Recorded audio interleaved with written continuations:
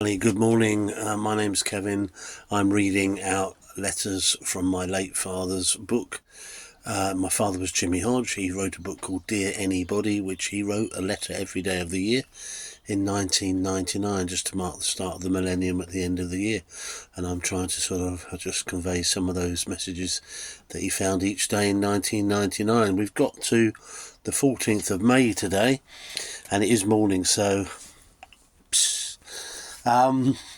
what did he start off? There was a guy called Jack Jenkins of Cwmrach, South Wales, 77-year-old, was tidying up the local cemetery and he fell backwards into a funeral hole, I guess, a sort of a grave, and he got stuck apparently. So it was all hands to the pump and firemen involved, and he eventually got out safely, I'm glad to say.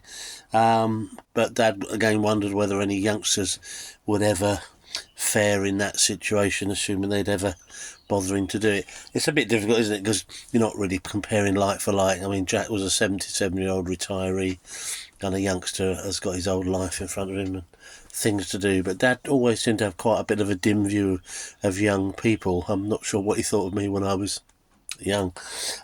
Big row today. 100 British MI6 agents, their names were published on a website and distributed apparently, which funnily enough preempts, I think, a James Bond film. I think it was called, was it Spectre? I'm not sure if it was or not, where some guy sort of gets hold of MI6 agents and was systematically publicising them. So James Bond film preempted there. Guy has fled to Switzerland, disgruntled MI6 employee apparently, now residing in Switzerland. I wonder whatever happened to him. Dad was talking about yesterday about boiling eggs and things, and again today, sad story of a mum who fell asleep and a 3-year-old put the baby in a tumble dryer to dry his nappies and killed the poor kiddie. And Dad was bemoaning the sort of parental skills of young people, and again I think probably having got a daughter-in-law who fosters, you do wonder how some children survive at all with some families and some mums and dads, and I'm sure the vast majority cope really well, but there are just folks who don't seem to have an idea. It's really sad, and was it ever thus, it seems. What have we got here? Oh yes, perhaps we should go back to those wartime posters Dad was saying, to remind people, which confronted us daily. Don't know if any of these will ring a bell with you. Careless talk costs lives. Like Dad, keep mum. Coughs and sneezes spread diseases. If you're a Tony Hancock fan, you'll recognise that. We could have some light plugged in, take it out. Electricity can kill. Pull the plug on danger.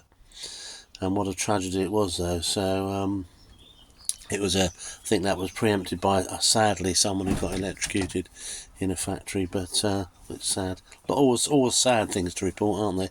Not so many good things, it seems. Now, what was it? Beat bobbies in the West Midlands and to be issued with brass whistles. Last used 25 years ago for use in bomb alerts and road accidents. And it says what's wrong with them using them for good old-fashioned crime. Why not give them to civilians? I'm not sure quite what my dad was thinking they might do with them, of course.